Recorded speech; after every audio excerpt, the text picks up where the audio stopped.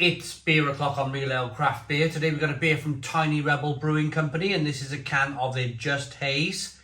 It's a hazy IPA coming in at 4.8% ABV in a 330 milliliter can. There's a look at the can.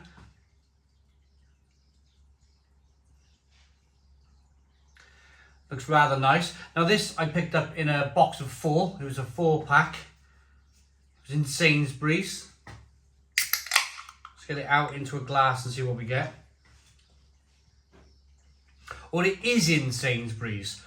I'm actually tracking back my memory now, and I think I brought this back from Brew London. I think this was actually given to me by Tiny Rebel Brewing Company, and I brought it back from London. So it is available in Sainsbury's though, if you want to pick up a pack of this. We got a 1-finger white head. It's a straw-ish coloured beer. Good levels of slow-moving carbonation.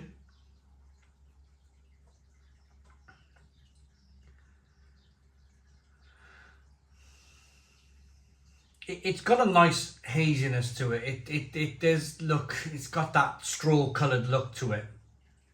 Rather nice. Let's get the aroma.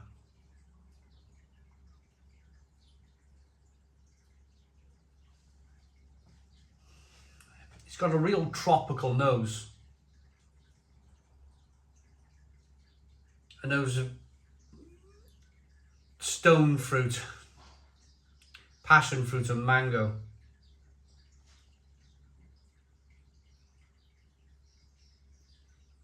Tin pineapple, some grapefruit, orange peel, fleshy blood orange.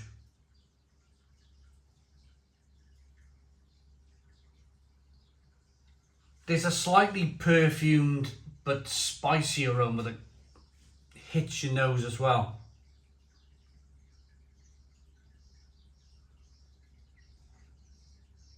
The aroma is very good. Let's dive in. Cheers, everybody.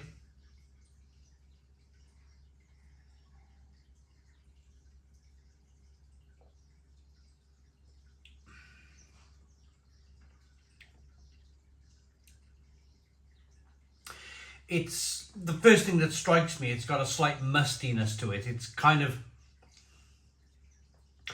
almost like you sprayed a little bit of hairspray on your tongue by accident.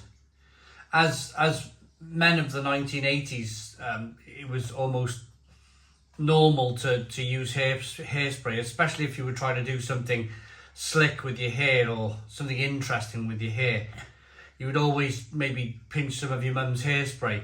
And of course, being men and not being able to use hairspray very well, or on my part anyway, the hairspray would sometimes make its way into my mouth, and you get that kind of slight musty hairspray flavour. That was the first thing that struck me with this beer.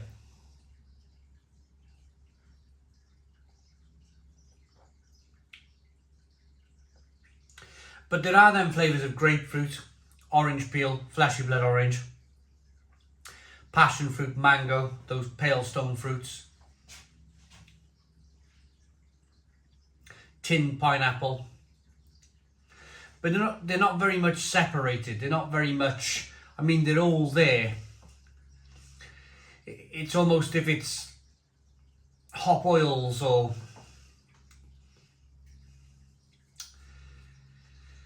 I like pellets. I like hop pellets, or I like whole cone hops. But I'm totally kind of understanding in that I know that hops are so expensive these days. I know that for a brewer to use pellet hops like they used to, or whole cone hops before that, it was a case of once upon a time it was cheap.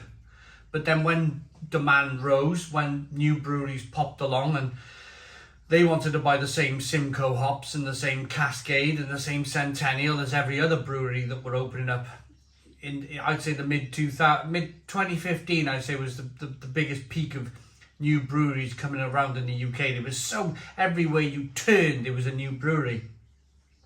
Of course the demand for hops went through the roof. When you're a hop farmer, it takes at least 5 years to get a decent yield on your hop. So if you planted a hop plant today, you wouldn't really get a return on your money for at least 5 years. So every farmer, not every farmer, but a lot of farmers turned their fields over to hops. But it's taken some time for that kind of, it's like a bottleneck, if you like, for the hops to then be released onto the market. A hop plant takes 5 years to get up to kind of adulthood, if you like, if I can use that word.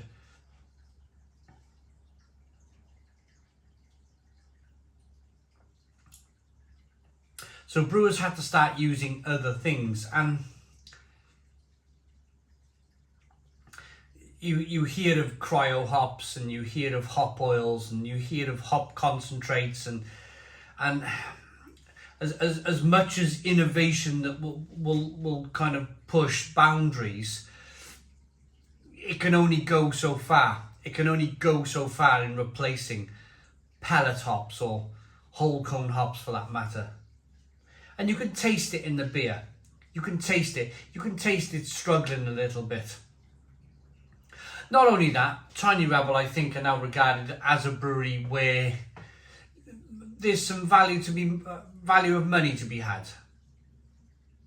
There's a decent value of, you get what you pay for type of brewery. You're not going to be paying £6, £7, £8 for a can of Tiny Rebels IPA, whereas you might be willing to pay that for a Daya or a Verdant or a Cloudwater. Tiny Rebel were there once upon a time when they first launched in 2012. I remember the furore. I remember just how great this brewery were, and back then they were with the Dayas and the Verdants. They weren't even around then, the Daya and the Verdants. Tiny Rebel were before them. But they evolved into a brewery of mass. Not great mass, not selling lots and lots and lots of beer like Heineken, but certainly I would say, if you ask me, do Tiny Rebel produce more beer than Brains, I would say absolutely, definitely. I would say Tiny Rebel now are probably the largest brewer on volume, and volume alone, in Wales. But again, when you produce to that volume, it's very difficult to hold a level of quality. I've got 3 more cans of this in the fridge. I will enjoy them. I will sit in the garden and sip them and enjoy them and whittle away a Saturday or a Sunday afternoon. But if you're asking me to review the beer, if you're asking me for a rating on the beer, then I'm going to say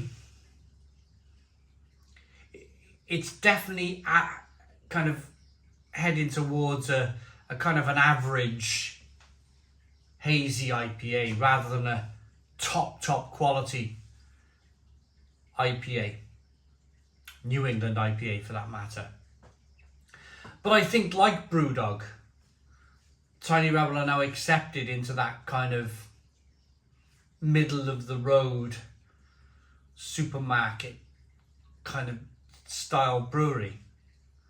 As long as Tiny Rebel are happy with that, as long as the people who buy Tiny Rebel beer are happy with that level of quality, then absolutely fine. Nobody's really complaining. But they're not at the level anymore where they're challenging the greatest breweries in the UK. And for me, that's a little bit sad.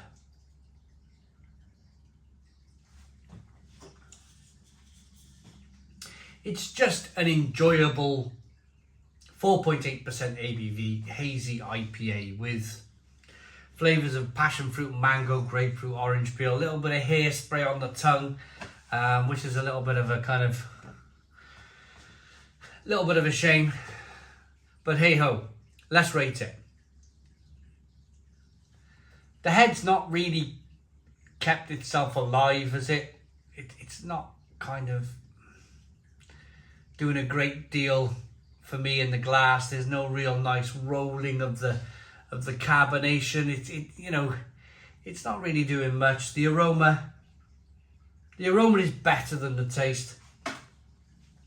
but I'm going to say at best, at absolute best. And I'm considering the value for money as well for that 4-pack of cans.